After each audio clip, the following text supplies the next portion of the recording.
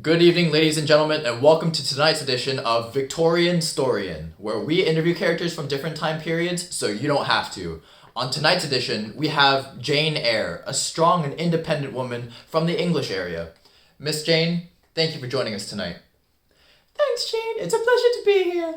Alright, let's get right into this. My first question for you starts in your childhood era. How do you think your time at Gateshead affected your early childhood development? To say Gateshead. was harsh would be an understatement. I was constantly abused physically, verbally, and emotionally. And I can't quite remember what happened because it was so many years ago, but for some reason one day I snapped and I actually stood up for myself. I stood up against my oppressors, and that's how I eventually got to leave Gateshead by going to school at Lowood. I'm so sorry to hear that.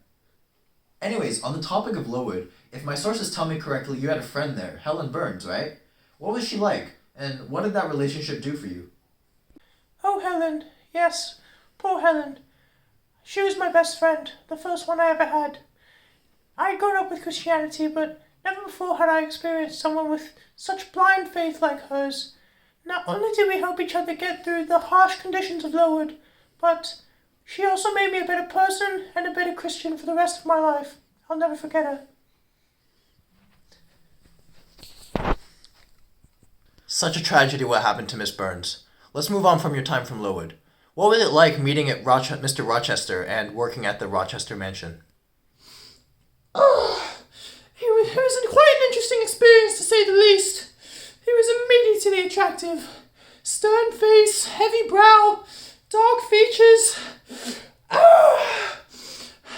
Apart from crazy ex-lovers locked in the basement and foreign wives from across the world, it was comfortable. I had to leave though, but that's a story for another time. Yo, are you getting a sick pump right now? I've got time. Please, tell me more. As a governess, society always looked down on me. This was further emphasized as I was surrounded by wealth at Thornfield. And when Rochester wanted to marry me, despite my love for him, I knew I would be putting myself down and always a subordinate to him.